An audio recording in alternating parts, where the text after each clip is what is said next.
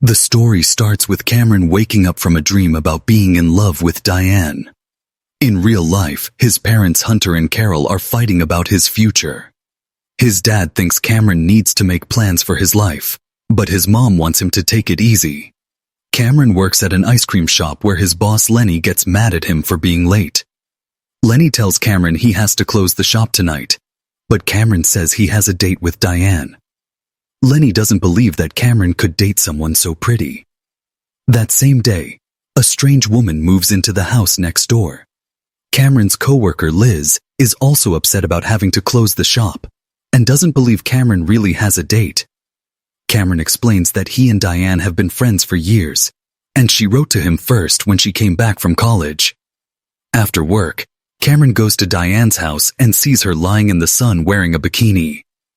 Two bullies named Chad and Jason show up and accuse Cameron of taking secret photos of Diane. They throw his phone into the street where a car runs over it. Diane comes out to see what's happening and tells the bullies to leave.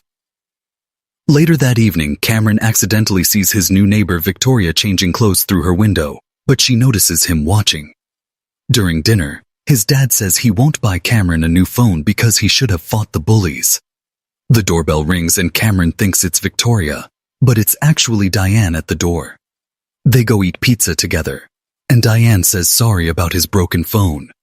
When Cameron's friend Martin shows up, Diane gets uncomfortable and Martin walks away. On the way home, Diane tells Cameron that Martin broke up with her at their school dance for no clear reason.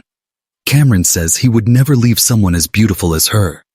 Diane remembers a night when Cameron came to her house and they drank her dad's alcohol together. She wanted to pull Ed to tell him a secret that night, but he fell asleep. Suddenly, Cameron sees Victoria again and rushes home. Victoria appears in his room and demands that Cameron drive her around town for several days as punishment for watching her. She says this is his problem to figure out. The next day, Cameron drives Victoria to an office building where she takes his car keys so he can't leave. A security guard lets Victoria inside, and Cameron waits in the car. After 30 minutes, a bloody guard runs out asking for help. Cameron panics and sees Victoria attack and kill the guard. He realizes Victoria is a vampire. She tells him he has to keep driving her around if he wants to stay alive, then kisses him goodbye.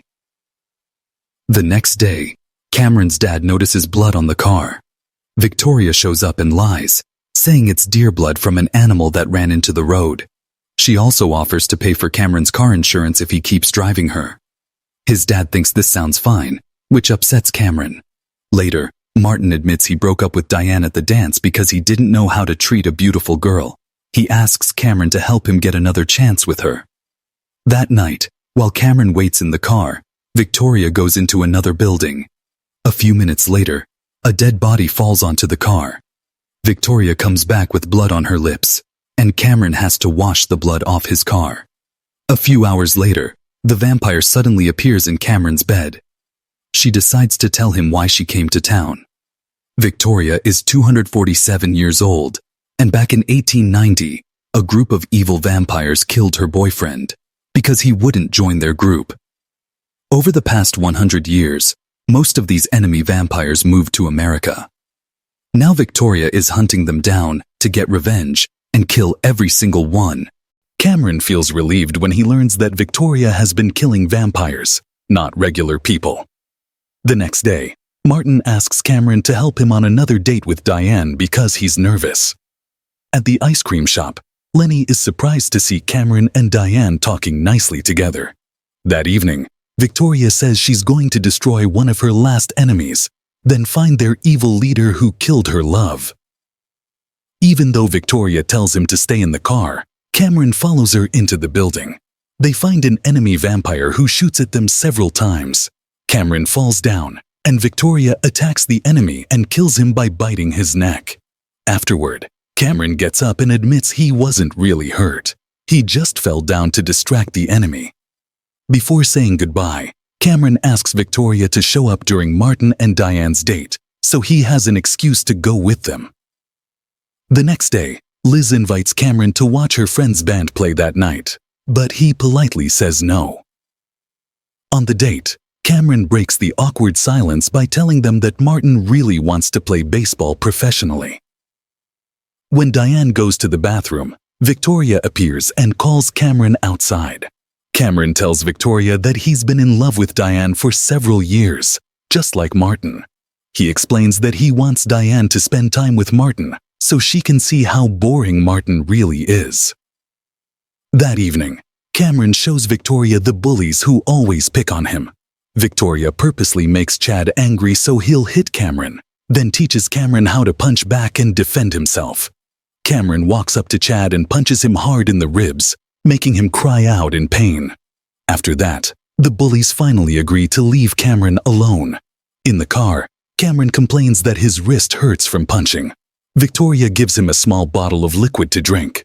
She admits it's her blood, which will quickly heal human wounds, but Cameron tells Martin to wear a tiny earpiece with a microphone on the date, so Cameron can give him advice if needed. During the date, Cameron hears the whole conversation between the couple. Afterward, Diane happily gives Martin her car keys and tells him to take her wherever he wants. Cameron tells Martin through the earpiece to take Diane home, but Martin refuses and takes her to a lonely place instead. Annoyed, Cameron hurries after them and sees Diane whispering something into her own earpiece from behind a tree, then throwing it out the window. This means Diane knew about the earpiece the whole time. Suddenly, Diane bites Martin's neck, revealing that she's also a vampire. Upset, Cameron goes to Liz's cafe, but she's not there. Soon Diane shows up, and Cameron is scared of her because he thinks she hurt his friend. Diane shows Cameron that Martin is alive in the trunk of her car. She explains that she just made him stronger so he could play baseball professionally. She admits that she loves Cameron and was afraid she would lose him if he found out the truth. Diane says sadly that she's been alive for several centuries, and everyone she's ever loved has died of old age. She doesn't want the same thing to happen to Cameron. Cameron forgives her, and they kiss, while Lenny secretly watches them from around the corner. That evening, Victoria tells Cameron she didn't know Diane was a vampire until she looked more carefully. It turns out Diane belongs to the hostile vampire group that Victoria is hunting, and now Cameron will be used as bait. Feeling that Cameron is in danger, Diane comes to his house. Suddenly, Lenny jumps out from behind a tree and says he knows who she really is. He threatens to tell everyone the truth. Diane throws him to the ground and drinks his blood. A few minutes later, Diane and Martin break into the house where they see Victoria holding Cam.